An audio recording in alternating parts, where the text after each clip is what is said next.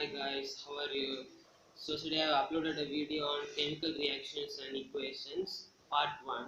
So today we are going to study about chemical reactions, the type chemical reactions and the types of chemical reactions. So let us go into the chapter. First of all, I have uploaded a video about the introduction. So if you want to see that, I could give the link at the description so you can watch it. So let's go into the chapter. So the first topic is types of chemical reactions. So in the textbook they are given a few definitions in the introduction. So they are given it a little brief. So let us see the definition. A chemical reaction involves breaking and making bonds between atoms which give rise to compounds, elements, etc. So once again, chemical reaction involves the breaking and making of bonds between atoms to produce new substance, that is, if it may be an element, compound, or even it may be another element. So okay, so what is a chemical reaction? So yesterday we have seen the examples of magnesium ribbon, zinc granules, and lead nitrate solution. So they are added in a few elements. So this is a type of chemical reaction. So chemical reaction has different types in it. For example, combination reaction, decomposition reaction, a displacement reaction, double displacement reaction, precipitation reaction, and redox reaction. So there's a few reactions in the line. So we are going to see this in this video. So let us go to the first one, which is combination reaction. So the first type of reaction is combination reaction. So let us see what really is combination reaction. So combination reaction reacts with, it has two reactants but it gives only a single product. Once again, in a combination reaction, it actually combines with only two reactants and only one product. Two reactants, one product. It is combination reaction. For example, copper plus oxygen, which gives rise to copper oxide. So we have two reactants, which is one is copper and other one is oxygen, but the product is copper oxide. So this is combination reaction. So there are more types of examples like iron plus oxygen, which is iron oxide, aluminum plus oxygen, which is iron oxide. So aluminum plus oxygen, aluminum oxide. So lots and lots of examples. So this is it's an examples of combination reaction. Once more, combination reaction has two reactants, but it gives only a single product. So in this combination reaction, an exothermic heat is produced. So in this 10th standard exams, they would have lot more asked about exothermic and endothermic, the difference between exothermic reaction and endothermic reaction. So first let us see what is exothermic reaction. In a chemical reaction, heat is exposed. We can feel it when we touch. The heat is created when the reaction happens, and we can feel the heat when we touch it. So can you understand? We can feel the heat when heat is exposed during reaction. This is called exothermic reaction. In endothermic reaction, heat is created while reaction, but we can't feel it. I think it might be a slight heat. We can't feel it when we touch the reaction, that test tube or something. But in this exothermic reaction, heat is exposed. It may be high temperature, or it may be low, but we can feel the heat. So in combination reaction, exothermic heat is produced. So next we can go to decomposition reaction. Decomposition reaction. At first, we should know what is decomposition reaction. This is the opposite to combination reaction. Decomposition reaction has only one reactant, but the reactant, due to the presence of heat, it gets splitted. are differenced into numerous simpler units. Can you understand? In decomposition reaction, a single reactant gets separated into smaller units or smaller elements or its simplest form. So let us see the examples. 2FeSO4, that is iron sulfate. When it is exposed to heat, it gets separated as Fe2O3 plus SO3, SO2 plus SO3. See, it has only one reactant, that is iron sulfate, but it has separated into three smaller units, that is three simpler forms. So let us see another example, that is CaCO3, that is calcium carbonate. When it is exposed to heat, it gets separated as CaO, calcium oxide plus CO2, carbon dioxide. Calcium carbonate, it is a single reactant which gets separated into two. And third example, 2Pb, NO3 the whole 2 molecules. This is the formula of lead nitrate. So due to the presence of heat, this lead nitrate has changed into 2PbO, that is lead oxide, plus 4NO2 plus O2, that is oxygen.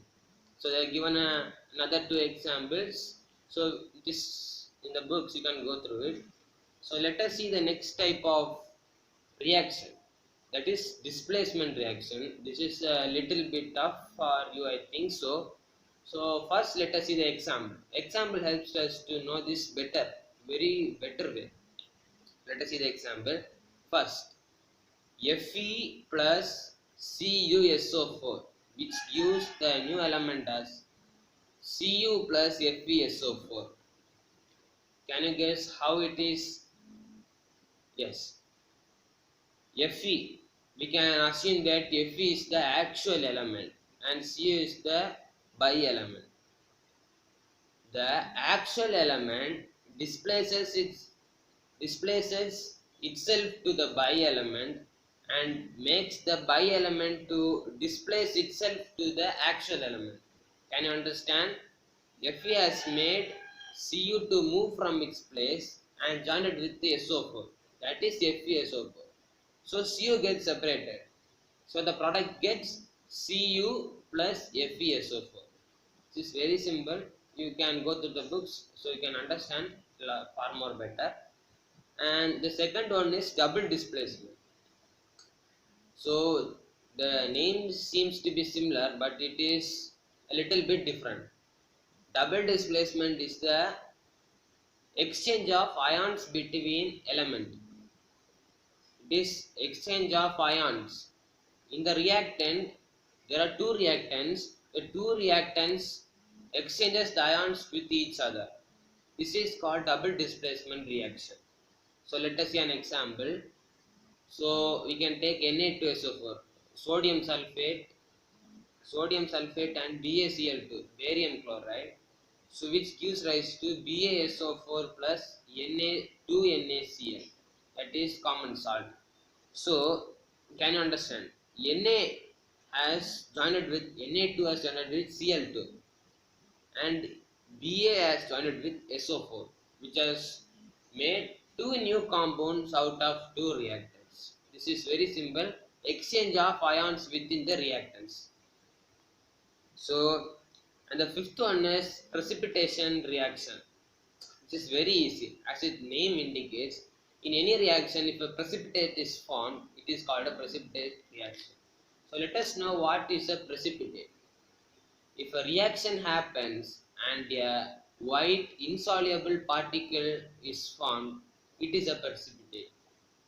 Any insoluble white particle which is formed in a reaction is called precipitate. So we have completed this.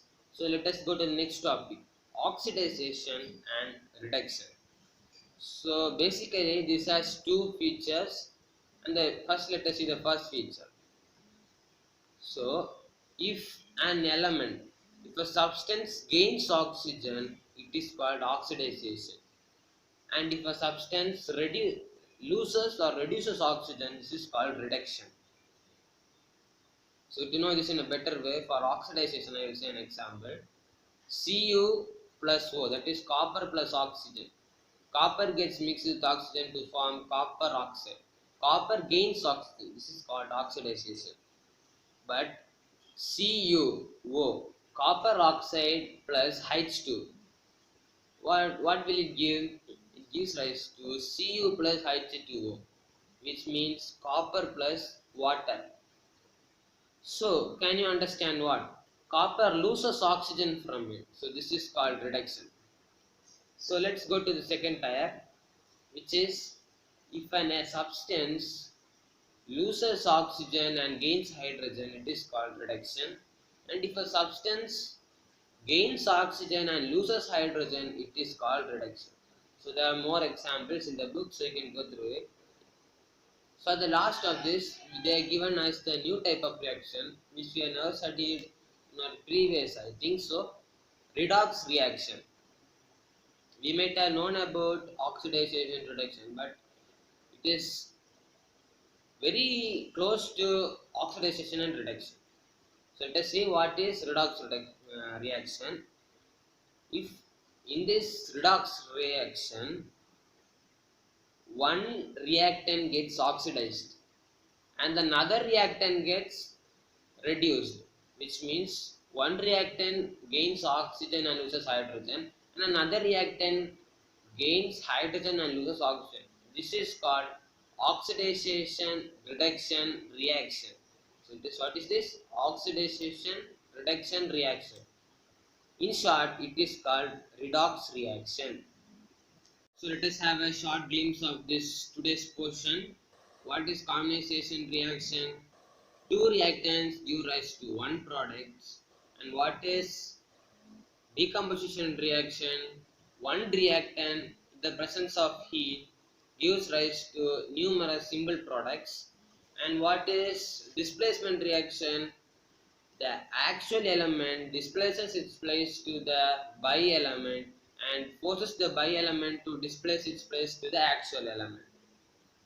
And what is double displacement? The exchange of ions between the reactants. And what is a precipitation reaction? It is a process by which a precipitate is formed in a reaction. If a precipitate is formed in a reaction, it is called precipitation reaction.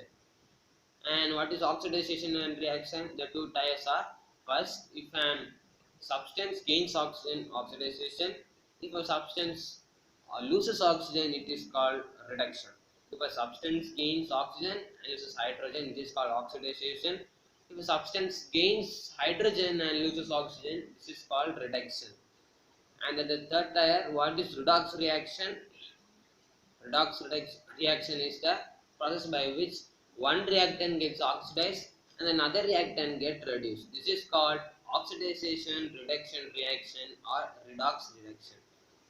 So today's video winds up from here, viewers. Tomorrow I will be telling about, for example, we are telling about corrosion and transitivity and a short glimpse of the total lesson.